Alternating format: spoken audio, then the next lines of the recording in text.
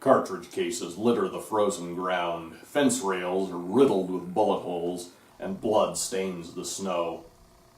I crouch behind an open window, cradling a high-powered flashlight next to the scope of my rifle, straining my eyes into the darkness for any view of the enemy. I feel like I'm filming some sort of apocalyptic action movie. But this is no movie, this is real life. And my enemy is not some fanciful horde of imaginary creatures. It's swarms of jackrabbits coming in off the desert to decimate the supply of hay that I had laid up to see my horses through the winter. Yet, perhaps a bit of historical perspective is in order. For countless centuries prior to the settlement of Idaho, jackrabbits lived more or less in equilibrium with their environment. They ate mostly sagebrush and bunch grass, and they were eaten by coyotes, hawks, eagles, and Indians.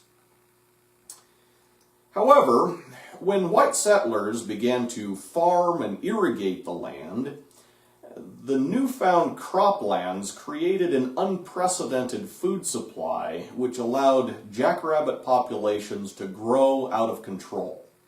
Then, when the snow and cold of winter set in, this overpopulation of jackrabbits began to decimate haystacks and other food supplies that the farmers had laid up to see themselves and their livestock through the winter. Thus, they devised a simple solution to the problem. Every autumn, the farmers and ranchers and their families would line up shoulder to shoulder in skirmish lines that stretched for miles across the desert, and they would march across the desert and croplands, driving the rabbits before them until they could corner them and club them to death by the thousands. This, in effect, manually restored the equilibrium of jackrabbit populations. However, with the changing political climate in the latter half of the 20th century, mass clubbing of jackrabbits began to fall out of favor in some circles, and so the practice more or less trailed off by the 1980s.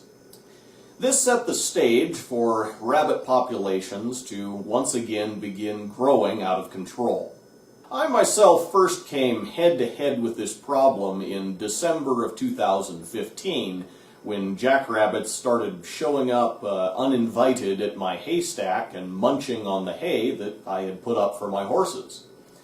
At first, I tried just scaring them away, shooing them off, and hoping they wouldn't come back, but when they started coming back by the dozens, I resorted to shooting them.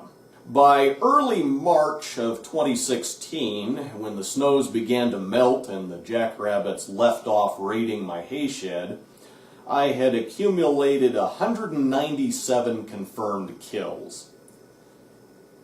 As the snows melted, I found a few additional carcasses of rabbits that raised the confirmed kill count to over 200.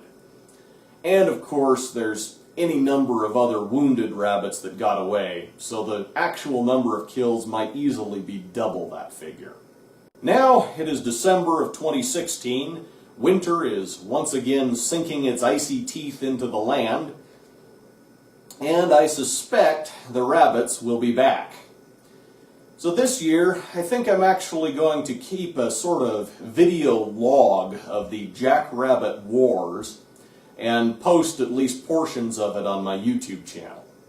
So, for periodic updates on the ongoing conflict between men and jackrabbits, tune in to the Idahoan Show.